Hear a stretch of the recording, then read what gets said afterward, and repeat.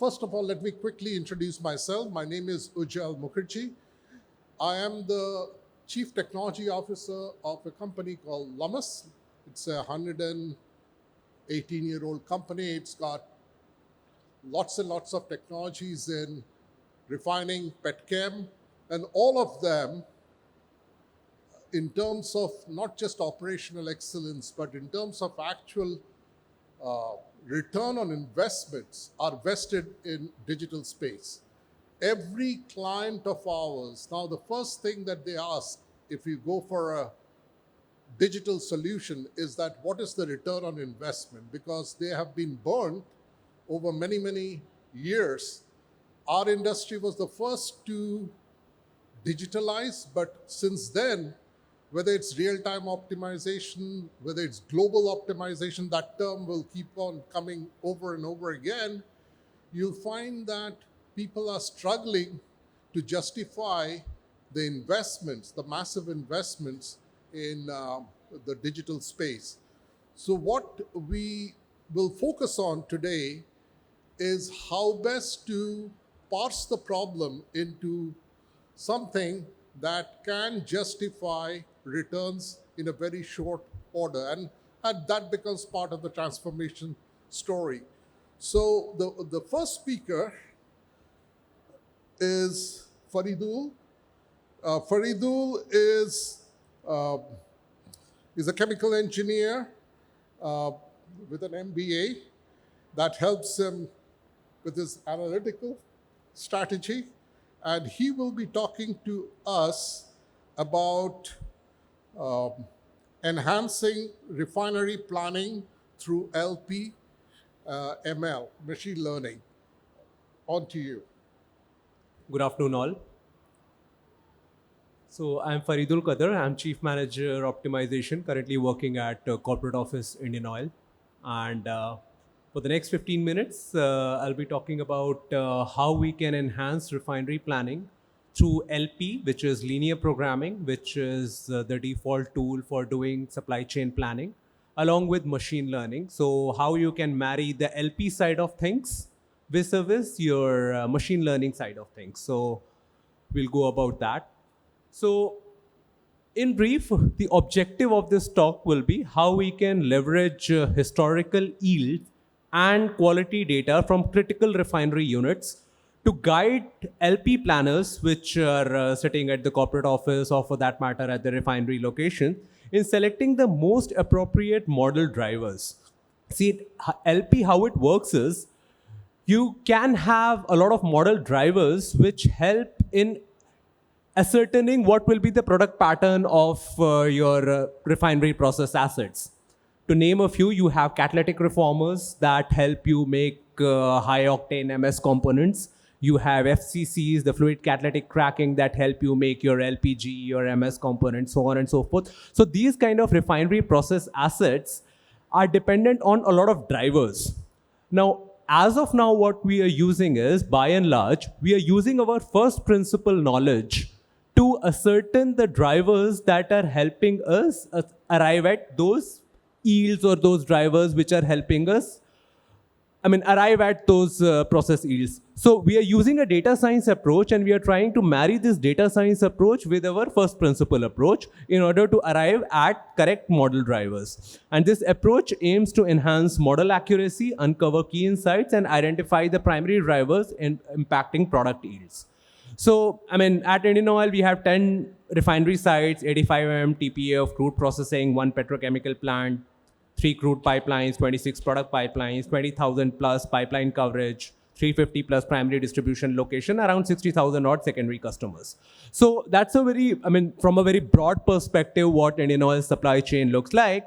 But I'll be talking more on a very specific and a nuanced aspect of the supply chain, which is how for our refinery process assets, how we are using AI/ML techniques in order to accurately predict our unit yields. And in that process, we are selecting certain features which are model drivers which help us take the correct decision. So this is how the analytics use case that we have developed, the modeling and implementation approach, and how it goes like. So we have a lot of disparate data sources in refineries. You will have your intermediate unit quality in your SAP data. You will have your LIMS data, which will be having your lab quality data. And then you'll have a lot of disparate data sources, which will be in Excels and all. So the first step would be the technology standardization and then data standardization. So you standardize the data. So the data acquisition is done, the data standardization is done. Then you pre-process the data via some CSV formation. You pre-process it, you input it in the model, and then you do some kind of feature creation and feature engineering. See, the main purpose of feature creation or feature engineering is you mathematically transform your data. I mean, it could be any driver. It could just to give you an example, say a reactor inlet temperature. A reactor inlet temperature along with, say, a hydrogen to hydrocarbon ratio in a hydrotreater. But you transform it in some sense that there is a very important multicollinearity aspect that you have to take into account. Multicollinearity essentially means that you have tons and tons of data, tons and tons of tags that are available. So it's not really humanly possible to use all the tags, all the data for training your models. So you identify the multicollinearity, you see which are the parameters that you can use as proxy for another. Just to give you an example, in a hydrotreater, you might be having a recycle gas flow. A recycled gas flow can be used as a proxy for hydrogen to hydrocarbon ratio. So because if you do a proper exploratory data analysis, you will come to know that they are very highly correlated. And if they are highly correlated, there is a multicollinearity problem, and you have to solve for that. Once you solve for that problem, you do an optimal feature selection, then parameter tuning, which is in data science parlance. For your given data set, you try to select those parameters which help you minimize your error of the models. Then you do your OOT validation, which you see whether your model performance, whether your parameters that you have taken, whether they are performing well or not. If they are performing well, you move to the next stage, which is a business review, or else you move in an iterative process. Then you go to the business review, you sit with the refinery process engineers, you validate the data insights that are coming out with the first principles, with the help of process engineers who are really sitting in the plants. And then they have to make sense of what this data model is throwing, what these machine learning models are throwing. Once they are also on board, which essentially means that the insights coming out from your machine learning models are corroborated or are validated by the first principles, you move ahead, you integrate that in the refinery network, you do the user acceptance testing, and you go live.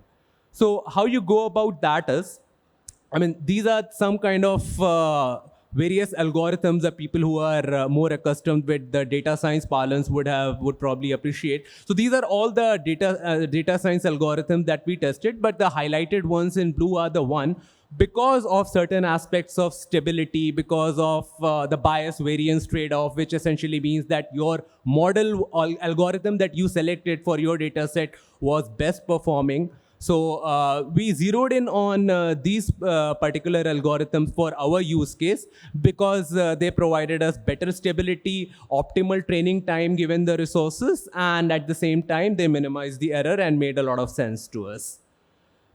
So this is how we went about it. So you had this DCS data. So I'll give you an example. We did it for 25 process units, but this is for a continuous catalytic reforming unit for a particular refinery. So we used process parameters from the DCS data. And for a catalytic reforming unit, the important factors or the important outputs that you are monitoring is the C5 plus reformate yield, the net gas yield, the off gas yield, the LPG yield, the hydrogen yield. And you had the lab data, which was the feed index, which is nothing but the naphthenes plus twice of aromatics, the density of the feed. Then if you want to make a paraxylene out of the catalytic reformer, you are more interested in the C8 aromatic content of your reformate. So in our case, that was the case. So we were also looking for the C8 aromatics. So that's how we went about this. The first step was the EDA, which is nothing but the exploratory data analysis. We did the exploratory data analysis. We did all the data sanitization. We did the feature engineering, multicollinearity checks. Then we went into the classification or the regression, whatever the problem was. Then we identified that which is the algorithm that is providing us the minimum error. And then we validated that on the testing data, and the accuracy accuracy was of the order of 98 to 97%. So then once we validated these insights with the refinery process engineers, we integrated this data model on the refinery network, and the model validation was done, and then we went go live with this. So this is how we went about it just for that particular catalytic reformer. The gradient boost, which is nothing but a boosting ensemble technique that we used for this particular use case. So with all parameters, the total C8 aromatics accuracy was around 2.5%. But when we treated the outliers with the interquartile range, we removed the multicollinearity checks and all. So finally, we ended up with around 1.5% of error. So for this particular use case, this turned out to be the best algorithm for us.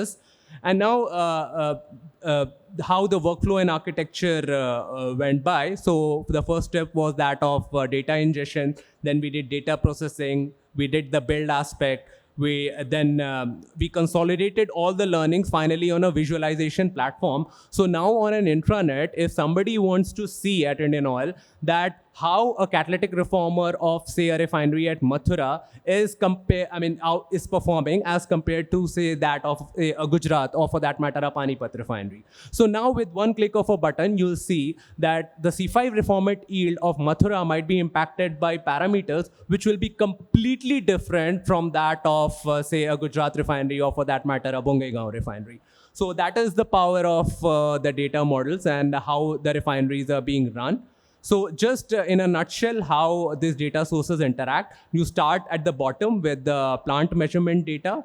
You go into the DCS. From the data historian, you take the DCS data. And if at all there are some data dumps, you do the CSV generation via the REST APIs that we created, because we wanted to automate this 100%. So the next step was the yield prediction that happened on AIML, which was a Python source script. And then at that step, it interacted with process simulator models, which are the LP models, because we started with how we're going to marry the LP with the ML. So now the LP is the architecture on the basis of which we are taking business decisions.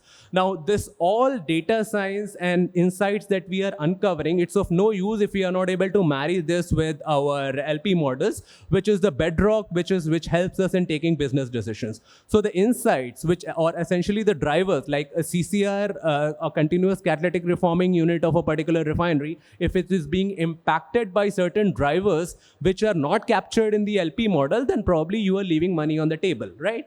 So if the insights are coming which are helping us identify those drivers, we include them into our LP models. So now our plan becomes more accurate, and at the next step, you go to the visualization layer, and then you display all the important factors so that the process engineers and the plant personnel who are really manning the operations, now they get to know that my reformate yield or my hydrogen yield is being impacted by these 5 parameters that I need to focus on, or these are the 5 parameters which are primarily responsible for money being left on the table. So that is how we went about this. So this is the crux of, so proof of the pudding is in eating, right? So this is how it looks like. So here on top, you are seeing that there are 2 CCRs of IndianOil. So now, process licenses and everybody will be same, but just look at how the insights look like. The CCR that is there on the top, you see the important parameters that are impacting the reformate yield are debutanizer receiver temperature, or for that matter, debutanizer reboiler outlet temperatures. But on the below side, on the downside for a particular CCR, you are seeing the parameters that are impacting our hydrogen to hydrocarbon ratio, the feed N+2A, and so on and so forth, those kind of things. So just to illustrate, or just to bucket these observations into one, for one particular refinery or one particular CCR, you see separation side of things is impacting my C5 plus the reformate yield. But whereas on the other, we have the reactor side of things that is impacting the reformate yield or for a particular refinery. So this is a huge insight that you get, because for the same licensor, for the same process operation, now with the help of these data models, we come to know that I need to focus more energy on the separation side of things. Probably my debutanizer is not working well. Probably the condenser needs probably a wash, or probably my reboiler has a lot of, it has been fouled, so probably in the next turnaround I need to clean that. So those are the kind of business decisions that you take. But for the latter CCR, probably the decisions that you need to take is, why the reactor side of things is not working well, whether my catalyst is performing well or not, whether my reactor and regenerator side of operations are optimal or not. So those are the questions the now process engineers and plant personnel have to answer. And we take these observations into our LP model so that we take this information into account while we are taking business decisions, procuring crude or doing export of petroleum products. So this is a real-time performance evaluation that we do in real time. So we take the real-time DCS data and this AI model, and then we compare how our AI model prediction is performing vis-a-vis the actual performance that is happening in the field. So that it helps us just, people who are acquainted with LP parlance, we do backcasting or a retro analysis in an LP. So this is kind of a retro analysis for the AI models, because a function or the consequence why we do a retro is to update our models. Similarly, we do this performance evaluation just to ensure whether the AI model is in tune with what is actually happening in the field. And if at all it is, the error increases, then we go for the retraining of our models. So in real time, we assess the performance of our models and take actions accordingly. So this is how the planning inference GUI looks like. So with just one click of a button, the LP delta vectors can be directly exported into our LP model. So the AI coefficients can directly go and sit into your LP models, and you are good to go as far as taking these ML insights into your LP and start taking business decisions from your LP tool. So in a nutshell, how it goes like, we select the correct parameters as drivers for LP. We identify the features that impact unit yields. We do real-time AI performance evaluation. We do real-time LP model performance evaluation. It helps us enhance production plan accuracy and better process unit monitoring. So thank you for your attention and giving me a patient hearing. Yeah, thanks. Excellent presentation, and I had a couple of questions. I'll ask one of them. How different is it from real-time optimization around that CCR in terms of time? The real-time optimization typically happens on the go. It sits on APC, and on top of APC you have your RTOs. It's different from real-time optimization because real-time optimization, you already have selected the algorithm that is at the back end of it. How it differs from a real-time optimization is that now, because if your data set has changed, say for example, after a turnaround or a catalyst change, certainly that model that is at the foundation level, probably that may not serve well. So in that case, you have to now go back to the drawing board and select a different algorithm in that case. That gives you the least error in that case. So that is why even in the RTO case, probably when things change, you again have to go for the retuning of your models. So in that sense, it's similar, but here, because we are talking about machine learning models, and which could be some kind of black box models also. So we use the help of these black box models. So in that sense, it takes a lot of time in terms of training and all. So in that sense, it's a bit different from the RTOs. Okay, thank you. Our next speaker is Mr. Ajay Patil. He's the Chief Manager of Digital and APC from HPCL, and he's going to talk to us about how to make money off a crude distillation column. Good afternoon, everyone. I'll be sharing today about our experiences in deploying real-time optimization models as a practical tool in 4 of our crude units at HPCL. These are not pilot or demo units. These are real-time, full-scale, closed-loop implementations that are writing to our DCS right now as we speak. So for this presentation, first we'll see what is the objective of real-time optimization, then some of the problems that we face when we optimize, some of the gaps and how RTOs helps to close those gaps. What is the workflow and architecture of RTOs? What were the key implementation challenges and some of the benefits? So this is about HPCL. We are the third largest PSU in India, and apart from operating the largest lube oil based refinery, We also have recently commissioned the world's first LC-Max unit in our Vizag refinery recently. So this slide basically summarizes our objective of putting up real-time optimization. What is RTO? It is a systematic model-based approach of optimizing a unit process or the ad hoc manual adjustment that we do right now. How is this done? There is an economic-based objective function which actually tries to maximize my high-value potential products as compared to my low-value potential products. Another objective function is to reduce my energy consumption of the unit. How do we do it? We use process digital twins in real time to reduce this gap. Process digital twins are first principle based models, and they are supplemented with AI/ML models in order to improve the accuracy of the model. So the overall objective of the entire system is to operate the unit as a more economically, at a more economic point as compared to how we are operating it now. So before we go ahead, let us look at some of the problems that we face. The problems that we face while operating a unit can be categorized into three sections. One is the problem with respect to feed quality, problem with respect to unit operations, problem with respect to analyzing a process. We'll see each of these problems one by one. So the problem with respect to feed quality is, first of all, to know what exactly is my feed which is going into the unit. Second is, if it is going, then how exactly should I operate the feed unit for that feed?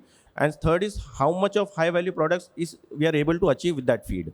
With respect to unit operation, how do I know what is the best optimum point which I use to operate that feed? How do I know the instruments which I use to operate the unit are good? How reliable are those? With respect to analysis, when I calculate my yields, how reliable are those? What is the differential of the planning and the actual yields? And how do I change my actions when there is a change in feed variations? So how we used to optimize is, first, for a crude distillation unit, normally a planner informs the process engineer that this is the crude unit that we are going to operate. That process engineer takes his digital twin or simulation models, he runs that model, takes out some optimum condition, informs to the operations personnel that this is the feed that you have to operate with these conditions. Operations people then uses those conditions to operate the unit. A sample goes to the lab. After 4 hours, one result comes. They observe a difference between what is the operation and what is predicted. Then they close that gap by making an adjustment, manual adjustment with it. But when we see this process, there are basically certain challenges onto it, because there is a addition of human judgment in it. When we do such kind of manual adjustment, people are involving their experiences in doing these optimizations. A second problem is with the geopolitical conditions that we have to process so many different crudes. Same crudes of different qualities. This adds to these problems of identifying what is the feed quality, what are the optimum conditions that we have to operate. And yes, we do have APCs right now in almost all of our units. I think most of the refineries have. But now APC has the problems of being linear. APCs are not first principle based, or they don't have the information in order to tell us what exactly should be based on first principles. APCs can stabilize the process. They can do constraints enforcement. But then the gap arises. The gap is between the manual optimization and APC's linear nature. How do we close this gap is when these first principle based real-time optimizers comes into picture, and they sit above these APCs to tell APCs that this is my optimum point based on my first principles, and then you drive my unit to that point.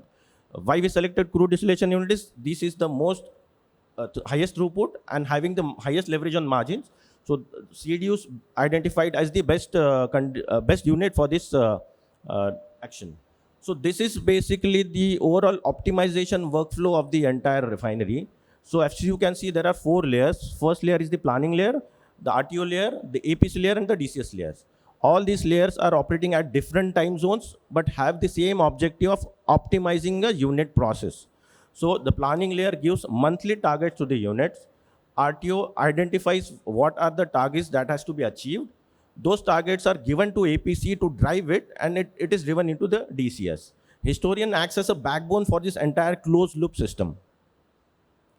This is the workflow of a real-time optimizer. So all this starts with the steady state condition of the plant. What we have to do is we have to optimize when my unit is at a steady state. What is a steady state? We use certain mathematical functions to identify if certain my critical parameters are not changing. When we do that, we pull out the data from the historian, and we do certain basic cleaning methods. Then we put it into a reconciliation algorithm in order to identify, because my raw data is not always clean, it will not close. So that reconciliation and error detection will have a good data, which will be having my constraints of mass and energy balance into it, and which is given to an economic optimizer. So the objective of this economic optimizer is to identify what is the best optimum operating point for that condition, for that time, in order to drive the process. That condition is given back to the APC.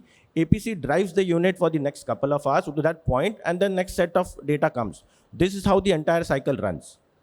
So in the architecture, we can see that the RTO sits on the level 3 of the entire network.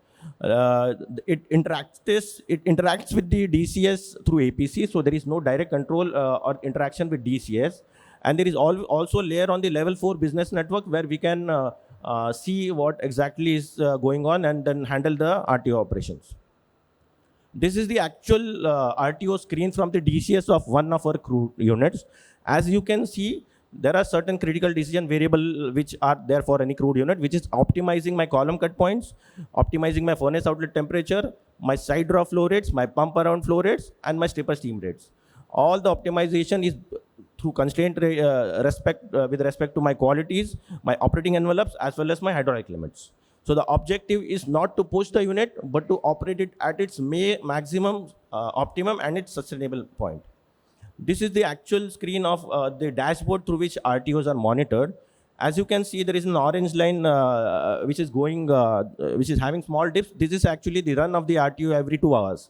So every 2 hours, the model is collecting the data, running it, refining it, optimizing it, finding the best point, and giving it to APC. And we can see that with our experience and our operation, these models are running in a very good format, and we are experiencing more than 90 to 95% download factors, which is a very critical parameter of having a system in closed loop. Having the system in closed loop is most important because when we give open loop decisions, it again is having an operator judgment of whether do I download it or not. Since this is a closed loop, it is very important to have a very high download rate. The other two screens are simply the object optimization variables as well as the model which is running on the background every 2 hours. So while doing this activity, we face a lot of implementation challenges. We have categorized those implementation challenges basically in 2 main sections. First are the problems with respect to technology, and the second is problem with respect to change management in our refinery. So this is these are the problems with respect to technology. RTOs are fundamentally depend upon 3 main parameters. First is the quality of the data. Second is the connectivity of your entire system. And third is the model accuracy or model fidelity. As you know that these softwares are GIGO softwares. If I put in some garbage data, they will give you some garbage output as an answer. I will not be confident enough to close the loop with this might not be confident solution. So what I have to do is, first of all, my field instruments which are giving that input to these models have to be extremely reliable. And what we identify during the start of the project is we identify almost 80% of the variables and we improve the accuracy to less than 5%. And then that data is being used for basic validation techniques and then reconciliation techniques to make it optimization ready, which creates a better optimization results. Second is system connectivity. We also face problems with respect to having a continuous system during our open loop testing. And a major of is because of our weaker historian structures, and that historian structure strengthening is also required. The most important heart of the process is the model. The model fidelity is the most critical part in this entire loop. So having a model which can run at your design feed rates, your turn down feed rates, your crude unit processing crude A, B, C is the most important aspect. So how do we do it is we try to build the model with the help of different sets of data. And then we as operator have to identify and recheck if the model will be able to handle different conditions through our experiences during the design phase. And when we put on in operation and we do these checks, we see that the accuracy of the model is better.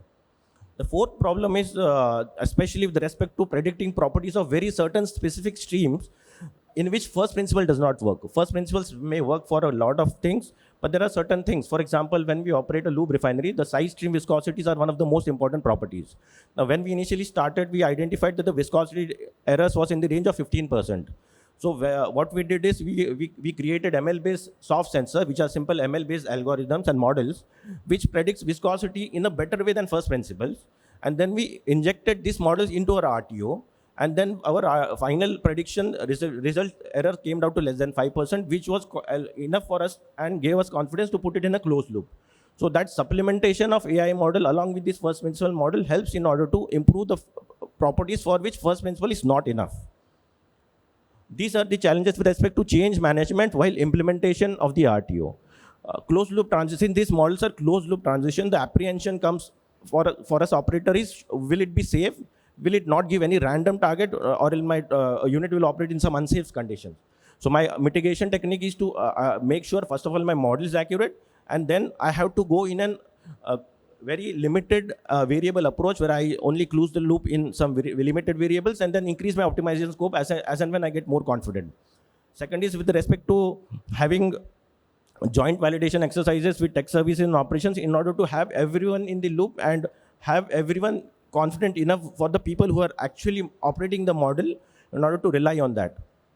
Third is not just having a model is sufficient, but having the model along with the sustenance of that is very critical. So for that, we have identified a lot of RTO champions internally who have maybe imbibed the entire system and are now successfully running this RTO system. Model upkeep and performance monitoring continues through the cycle, because finally when we deploy, when we sustain, some problem should not help to derail the model, so that is important. So the benefits that we have observed is, since this is a closed loop operation, the most important benefit is that we get a consistent operation of the unit across different shifts and without having operator interference. We have, through our test run results, we have seen that we have got benefits of 0.1 to 0.2% increase in our diesel yields, which corresponds to around 3 to 5 cents per barrel, which is a significant number for a refinery. Apart from having the tangible benefits, what we have also seen, this model gives us certain consistent set of reconciled data, which are better than the raw data that we get from DCS. The technical services engineers, when they have to do any kind of what if analysis or give LP vectors, when they do that analysis on maybe raw data or then models, it may not be as accurate as having a reconciled data and then using those to identify those vectors. So to the end, the key takeaways are converting the unit from a constraint control model to an economic control model, wherein we are trying to maximizing the highest value potential of the products, having it in closed loop to ensure that the benefits are consistent and not depending on a human judgment. Accuracy of the model is the most critical parameter here. For parameters which are not very well predicted in first principles, ML-based models can be supplemented as an input. And after implementation, model upkeep and ownership is very important for the future sustenance. Our way forward is, we have already implemented this in 4 of our CDUs. With the success of our CDU units, now we are implementing in 4 of our FCC units. And we are also implementing this in an MS block overall envelope environment. Finally, we'd like to have an ML-based optimizer which will sit on top of all the RTOs and act as a supervisory layer on the entire refinery. So these RTOs may not always give us the theoretically perfect solution, but the solution that we get is better than yesterday. So having them definitely helps us to maximize my value and giving us the best GRM from the value. Thank you. Thank you, Ajay. That was very good. One of the challenges that you highlighted, which is for a crude vacuum system, is the opportunity crudes and how difficult it is to sometimes have the parameters such as viscosity and compatibility with the existing crude slate match, and that's where machine learning comes in, because no first principle model is going to give you a interpolation between 100,000 centistokes and 10 centistokes. So thanks for highlighting that. Great presentation. Thank you. Our next presenter is Mr. Rathin Vyas. He's the CEO of ENERCO Energy. And this is a novel presentation because it deals with blockchain enhanced renewable energy certificate trading for transparency and scalability. So something new. Thank you, Rathin. Thank you. Thank you very much, sir. Bitcoin, right? We all have heard this term. Good afternoon. I am Rathin Vyas, CEO and co-founder of ENERCO Energy. Why am I talking about Bitcoin in an energy conference? Of course, Bitcoin mining requires huge amounts of energy, but that's just one aspect. The technology on which Bitcoin sits is blockchain. And there are several cryptocurrencies that have come up on blockchain-based technology. But does blockchain have applications beyond currency, beyond cryptocurrency? That is what we'll try to see today. So when we talk about RECs or carbon credits or any kind of energy certificates and credits, those are right now being traded through a common exchange or a common platform. But there are certain challenges in that. Like if you look at India, there is a huge electricity theft and non-technical losses that are happening, not just in India, globally as well. And if you look at just India, 20% of India's electricity is lost to theft and fraud.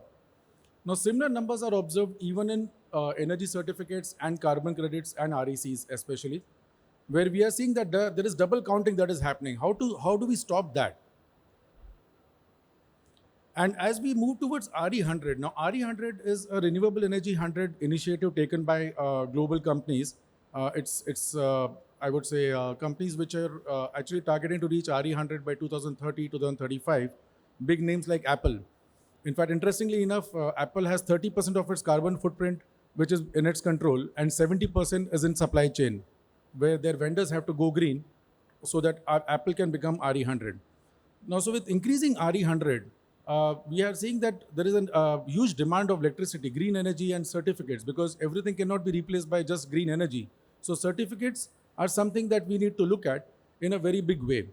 So if they are not able to do, then there are corporate risks because there are corporate mandates to reach RE100. And this is the REC market. As you can see, it is exponentially increasing at a CAGR of 27%. Now, what this means is that till foreseeable future, renewable energy certificates, not just in India, but even international RECs, which are right now operational, are going to have an explosive growth in the coming decade. So how do we ensure that the system is fraud-proof, is faster, and does not have an intermediary in place, and is costing us much lesser than what it should be as per the transactional cost? So here is what the numbers look like when we talk about the losses that are happening. And blockchain is the solution which provides a transparent way of actually carrying out these transactions and trading of the energy certificates. It is especially crucial for a country like India. I come from a strong renewable energy background in solar, wind, and now we are all talking about BESS, battery energy storage systems. So in battery energy storage system, we are trying to, I would say, address the issue of intermittency, because once the sun sets, there is no solar power. On some days, there are no wind power. There is no wind power. So batteries are something which can take care of the intermittent nature. And we are targeting 500 gigawatt of renewables by 2030, which is a big number. And we are getting there actually, quite fast now. So that is one thing there. And the REC market growth is also following up with the energy generation that is taking place, which is driven by corporate mandates, obligations, regulatory obligations, and also mandates by the case study of Apple that I said, the supply chain greening, as we call it. So now we look at a comparative analysis of blockchain versus traditional REC systems. Now presently, we are, if you look at transparency, the biggest issue that is happening is double counting. So we don't know if a particular unit of energy which was generated, if it has generated 1,000 units, which is equivalent to one REC, has that been double counted or not, either locally or globally. So there are checks and balances in place, but it's a very slow and tedious process, and transparency is always an issue. So one of the first things that blockchain addresses is transparency. When we talk about blockchain, there's people think that it's a very complicated term. We should just consider it as a ledger where all of us are witness to it, and it keeps on adding in terms of blocks. So there is no way of modifying it without modifying the entire block. So that stops fraudulence in trading or any kind of mechanism that we talk about, where blockchain is the technology used. Secondly, we look at the admin overheads. As far as blockchain trading is concerned, or blockchain-based trading is concerned, we look at there is no intermediary in place. So it could be peer-to-peer trading. So the admin costs or the admin overheads are the least because you're trading peer-to-peer. Today, I'm generating renewable energy. I'm generating certificates. I don't need to go to the exchange. I directly give it to someone who needs the carbon credits from me in a peer-to-peer network. Although it is right now in concept stage in India, but there are a lot of countries which are already doing P2P trading of renewable energy directly, not just certificates. So Germany has actually established a policy for this, where they are talking about peer-to-peer energy exchange. So let's say if you're generating excess energy, rather than giving it to the grid for net metering, you can give it to your neighbor through a transparent and immutable record called blockchain. And Ethereum is the technology behind that, where blockchain-based energy trading is taking place.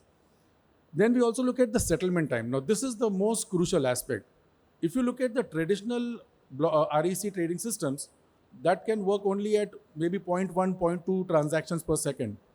Whereas when you talk about blockchain, it can be in terms of thousands of transactions per second. So the settlement time, which would earlier take maybe days or weeks, is now done instantaneously without any loss of time and in real time. So that's one of the biggest advantages. And needless to say, the transaction costs, because the transaction costs are much lesser in blockchain, or in fact nearly zero. I wouldn't call it zero, it's nearly zero, because the cost, when you have an exchange, there are a lot of overhead costs, which is totally avoided when we talk about blockchain-based REC systems.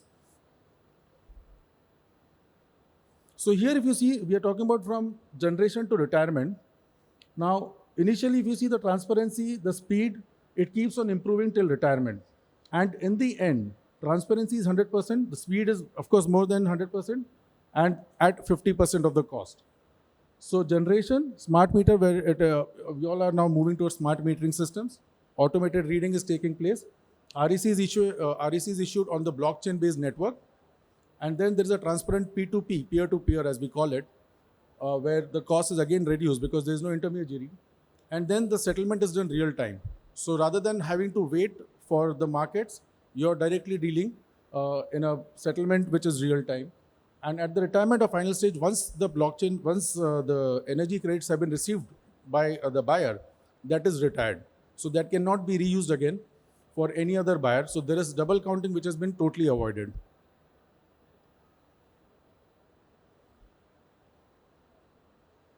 So as I said, the transaction speed, you can see that it's almost 1,000 times faster than, more than 1,000 times faster than the traditional way of settlement.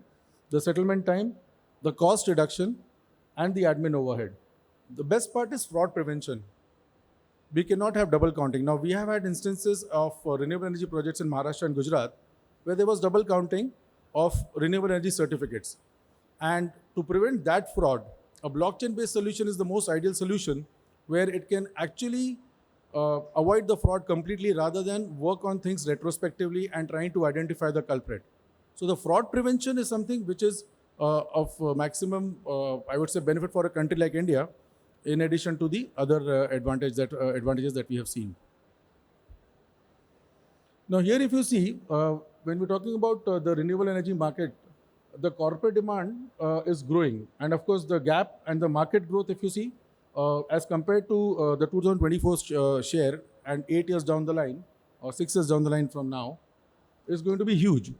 So to address those needs, we have to look at sustainable solutions which can actually deliver on what it is promising. Now, like I said, most of the buyers, this is the breakup of where the opportunity is in blockchain trading. Industrial compliance. So the compliance either by a manufacturer to its suppliers that they have to go green or follow the renewable energy path, either by procuring renewable energy directly or by complying by buying these certificates. So that's one of the biggest. And of course, the corporate RE100 buyers. So these are the two biggest, I would say, opportunity areas where people are looking at renewable energy certificates in a very serious manner. P2P and prosumers, when we talk about prosumers, they are the ones who are also generating energy and consuming energy at the same time. So P2P and prosumers form 20% of this opportunity, where in the example which I shared, where you're generating energy, but if it is excess and if you're not able to use it, you can give it to a peer through a previous contract in a transparent way, which is held on the blockchain network. So why are we looking at blockchain so seriously now? Because as we are moving towards the 500 gigawatt target, as we are looking at green component of energy, which is the most important, of course, we all have heard of virtual PPAs, which have also come in, where you can separate the green component and the brown component of the power and sell them separately across the country. So this is actually more important and I would say more useful for companies who have multi-site presence, and local regulations may not be actually helping them in getting to renewable energy 100 or 50 or RE75. So this kind of a solution will help in cross-border trading of renewable energy certificates, not just in India, but can also be internationally.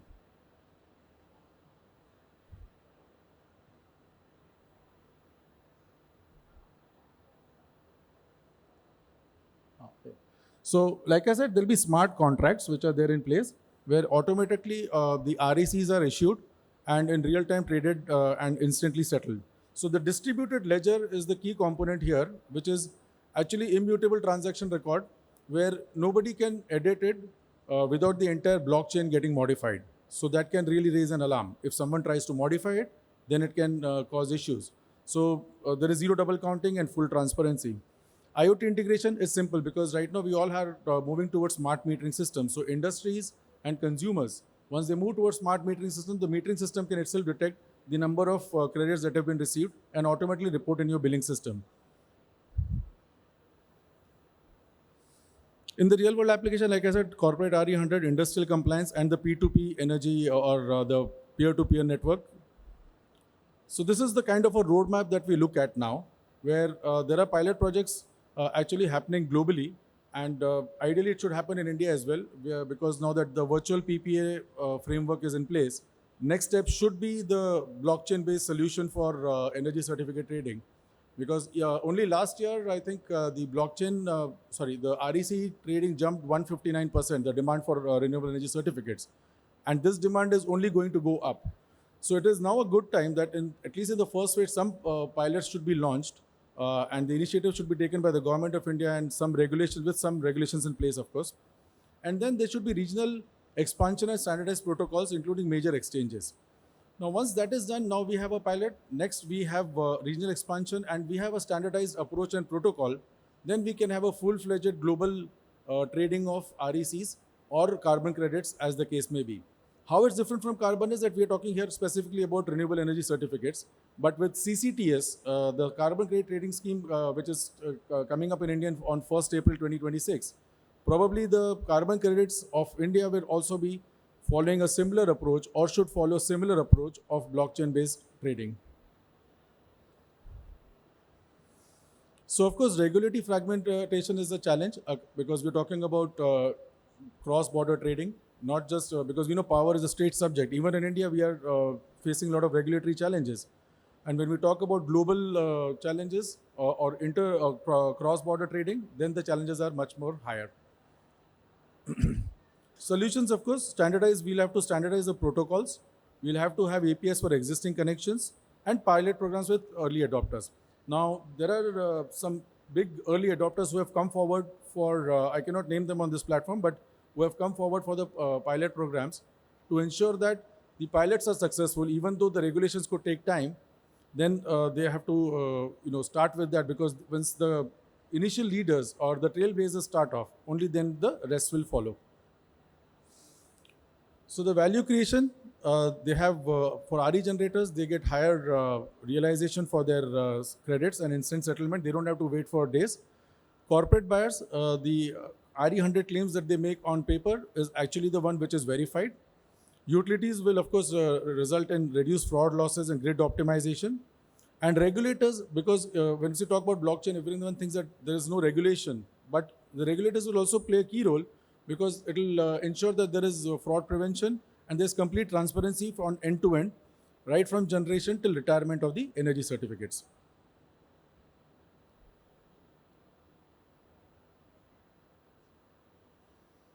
So this is the size of market opportunity and the kind of first mover advantage that we think India should take. And this is the right time if someone is looking at. We are working with a technology partner to create a platform for blockchain-based certificate trading. So of course the strengths, opportunity, and action. I am running out of time, but if you have any questions, I am available here. Thank you very much. Thank you, Rathin. Our last presentation is by Mr. Kaushik Dey. He'll be talking about Industry 4.0 in a brand new, first-of-a-kind unit, propane dehydrogenation and polypropylene together. Thank you, Kaushik. Thank you, sir. Good evening, everybody. Myself, Kaushik Day from GAIL India Limited. I am working as a Chief Manager, Corporate Petrochemical, looking after the petrochemical projects from corporate office.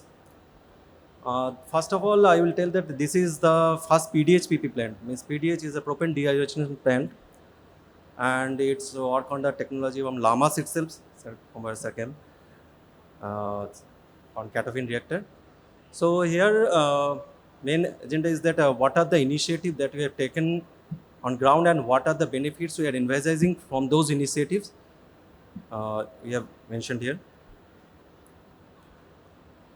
First of all, we'll want to know that what is Industry 4.0. Before that, we have three revolutions. The first revolution that you can see as with the invention of steam engine, the mechanization, then the mass production with the electricity, and the automation using the computer electronics. Now the fourth revolution, there are the key attributes like the interconnected machines, IoT devices, digital platforms, advanced analytics, etc., etc. So the main goal is of this Industry 4.0 is to get the smarter, faster, and efficient output with a data-driven decision. GAIL PDHPP Ushar, that is in Maharashtra, we have these are the 4 points that we have written here regarding that IoT devices that we have introduced in this project, fully digital documentation system, then the smart connected plant where the KPI dashboards, AIMLs, etc. are there, and last the cyber security, because this is now a connected architecture, so we have to keep the plant secured. So the cyber security plays here one of the most important role. Our main focus is on the 4 pillars, that is a smart, secure, and efficient and sustainable. And we'll go through one by one on these points. I will tell about what we faced during the project execution, that departments have different datas, that is the PNIDs or the data sheets, and everyone is holding some versions of data. So not only during the project execution, we face the issues like clashes or re-engineering. We face the issues after also when the project is handed over to the O&M, because they do not have the as-built data which was finally been given to them. So here we have introduced a smart digital platform so that the data are uniform all across the discipline, and it will be a consistent and accurate one. Next come the connected plant. What we have observed in our past operations and also in the projects also, that people are asking, means the stakeholders like the marketing, the finance, the operation manager, and the maintenance managers also, they are asking for different data. To gather the data, we do not have any single platform. And here we introduces the integrated plant information management and intelligence system, which acts as a digital nervous system for the facility to provide seamless data across all discipline, all the stakeholders also, so that the data-driven decision can be taken without any ambiguity, that whether the data is fictitious data or wrong data, those things we can very well manage from this platform. As we are talking about data, we required lots of data to get a smart decision. So for that, we need the cost-effective solution where mainly the traditional equipments cannot give the signals. Like we can tell about the pressure sensors, on-off valves, then the steam traps. Those equipments we do not have a conventional data processing sensors. So here we introduces the wireless sensors, that are IoT devices. Along with the analytics, we can not only able to visualize those equipments, but also can have the energy, what are the losses we can measure from there. Then like in the heat exchanger, what is the fouling, those things we can monitor from there. And also for the maintenance of the rotating equipments, we can get those vibration data or the temperature data from the bearings. So it is the wireless technology has one of the flexible and scalable architecture. So we have introduced for these non-conventional instruments where the sensors are not available. Now another problem area that we are facing in the plant, that is the field logbooks. The field logbooks, we take the data in the SIPs, but we do not able to use those data. So we have introduced the digital logbooks to not only report the abnormal conditions, but also instantly detect the anomaly by the field operator itself. Secondly, while handover of any equipment for maintenance, we requires the job clearance. The field operator do not have the checklist in hand. So we have introduces the checklist verification also in the digital logbook. And last but not the least, this will strengthen the structural data required for our AI ML. Now, this is the unified architecture, what we call as a PIMS, that you can see the left hand side is the source and right on the right hand side the output. It has the data historian, application software, AIML models, everything we have incorporated in this platform, so that the real-time dashboards with KPIs we can available to the every level of the decision makers. Then the anomaly detections and those things should be available to our process engineers and the maintenance engineers, and the our automated reports. This is a very time-consuming job for those who are working in the field. So we have made maximum of the reports automated, and also to reduce the job of the operators. This is the asset-centric model for visualization that we have taken the 3 levels here, that the equipment level, process level, and functional area level, so that every stakeholder should look on to their assets at certain matrices and the key attributes that we have mentioned here. This is one of the KPI dashboard of the overall plant that we have already prepared, and similar dashboards are prepared for the equipment, for the process units, and also for the group of equipments. Means lots of dashboards are prepared, but right now we do not have any time to show those things. So this is one of the dashboards that is already prepared for this project. The performance intelligent analytics, so what we are emphasizing here is that the AI should be used to diagnose the deviation, and it gives early warnings to the process person or the maintenance person to take predictive decision. That is, we should move from the reactive to predictive operation. This is one of the AIML dashboard for the asset anomaly detection. Here we can see the risk level, anomaly detection, then the trends. So this type of anomaly detections pages have been prepared for various assets. Then it is another example of the AIML application, that is the failure mode effective analysis to identify and reduce the risk. So it will help us to prevent unplanned downtime or the safety of the plant.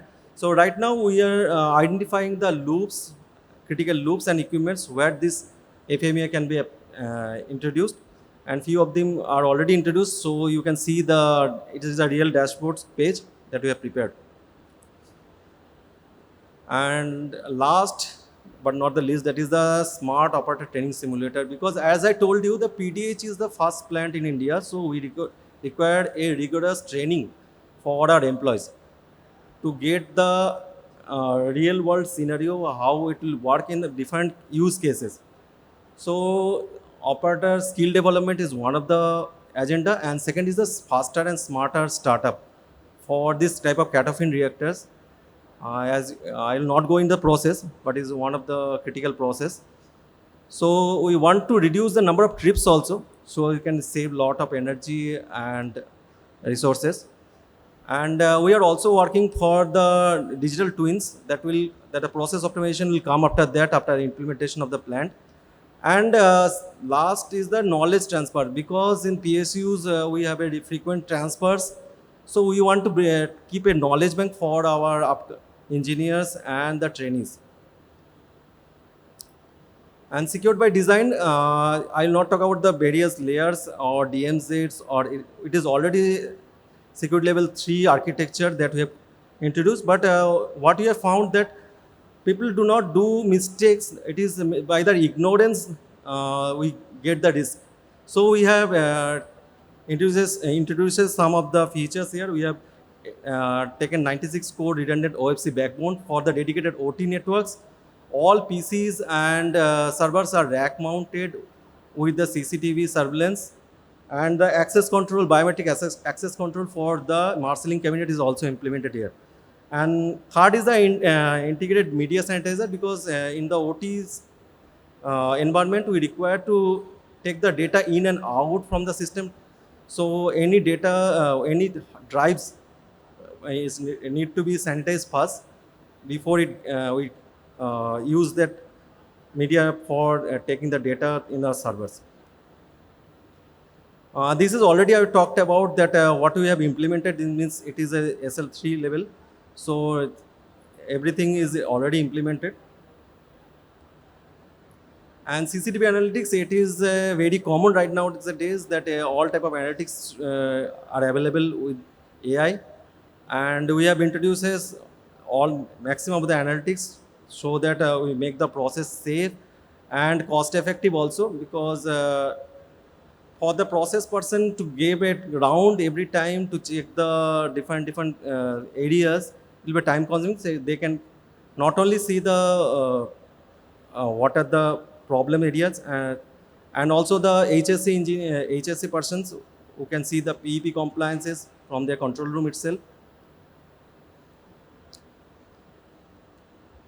Now the last is integrating those smart and secured, we will get an efficient plant. So that the integrated system which increases the visibility all around the plant, so that the performance and maintenance required for the assets, we can very well plan it. Second come the alarm management and automated reports, that for the operator it has become hectic to identify or filter those alarms. So the alarm management software we have also introduced here, and that automated report that I've already discussed. Then the asset analytics for optimization that we are talking about, and the OTS that I have already mentioned, and the energy resource optimization that will come after operation of the plant, where we'll identify the bottlenecking areas and the performance enhancement that we can do for the equipments. And this is the responsibility for all of us to have a commitment to the environment. We have done 100% electrification with the renewable energy, that is, and then we are using the hydrogen, what is coming out from the process for fueling the boilers. Then the green buildings that we have here, IoT based, already have shown you rainwater harvesting, renewable energy, green build, by Miyawaki forestation we have done there in the Usar plant, and ZLD, it is a part of the environment commitment. And in the conclusion, I will say that by adopting this digital by design approach, GAIL Usar stands as a replicable model for a future-ready, resilient, and performance-oriented facility. Thank you, everyone. For staying more or less on time, One of the essential messages from Kaushik's presentation was that before a plant starts up, a digital twin can be used to train operators, but more importantly, train the AI model before the actual millions of data points come in to update the model during real-time operation. So it's a very effective use of accurate digital twinning. So I thank my panelists, excellent presentations, and all of them are immediately implementable and will save and have real economic benefits. Thank you very much.